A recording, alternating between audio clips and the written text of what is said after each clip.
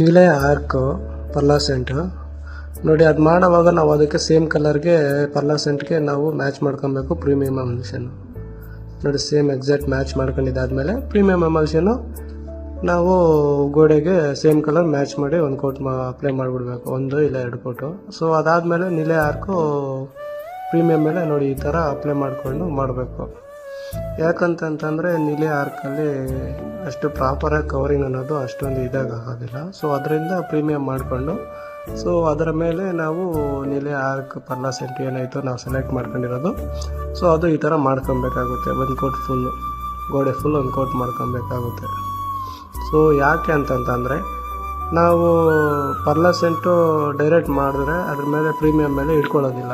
So ಬೇಗ dry ಆಗಿಬಿಡುತ್ತೆ. So ಅದರಿಂದ ನಾವು ಆ ಥರ ಮಾಡ್ಕೊಬೇಕು. ಸೊ ಅದಾದಮೇಲೆ ನಾವು ಈ ಥರ ಟೇಪ್ ಹಾಕ್ಕೊಂಡು ಸೈಡ್ಗೆಲ್ಲ ಪ್ಯಾಕ್ ಮಾಡ್ಕೊಂಡ್ರೆ ಸೊ ಸೈಡಲ್ಲಿರೋ ಗೋಡೆಗೆ ಟಚ್ ಆಗೋದಿಲ್ಲ.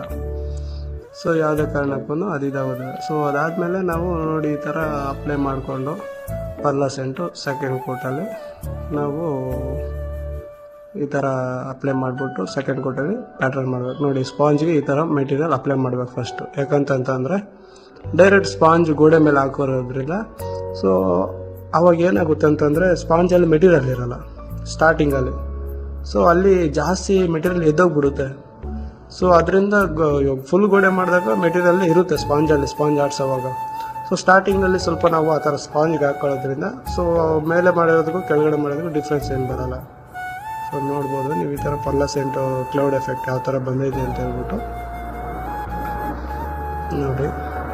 ಪ್ಯಾಟರ್ನ್ ನಾವು ರ್ಯಾಂಡಮ್ ಆಗಿ ಮಾಡ್ಕೊಬೇಕು. ಒಂದೇ ಕಡೆ ಸರ್ಕಲ್ ಆ ಥರ ಮಾಡಬಾರ್ದು, ರ್ಯಾಂಡಮ್ ಪ್ಯಾಟರ್ನಾಗಿ ಮಾಡ್ಕೊಬೇಕು. ಸೊ ಆವಾಗ ನಮಗೆ ಕ್ಲೌಡ್ ಎಫೆಕ್ಟ್ ಅನ್ನೋದು ಬರುತ್ತೆ. ನೋಡ್ಬೋದು ನೀವು ಯಾವ ಥರ ಬಂದಿದೆ ಅಂತ ಹೇಳ್ಬಿಟ್ಟು ನೋಡಿ. ಕಸ್ಟಮರ್ ರಿಕ್ವೈರ್ಮೆಂಟ್ ಯಾವ ಥರ ಇತ್ತು ಅಂತಂತಂದರೆ ಅದರಲ್ಲಿ ಲಾಸ್ಟಲ್ಲಿ ಒಂದು ಫೋಟೋ ಹಾಕ್ತೀನಿ, ನೀವು ನೋಡ್ಬೋದು.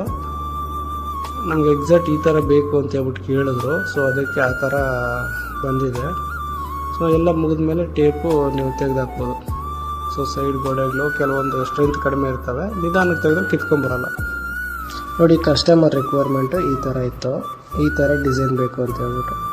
ಸೊ ಫೈನಲ್ ಲುಕ್ಕು ನಾವು ಮಾಡಿರೋದು ಸೇಮ್ ಎಕ್ಸಾಕ್ಟ್ ಅದೇ ಥರ ಬಂದಿದೆ, ನೋಡ್ಬೋದು.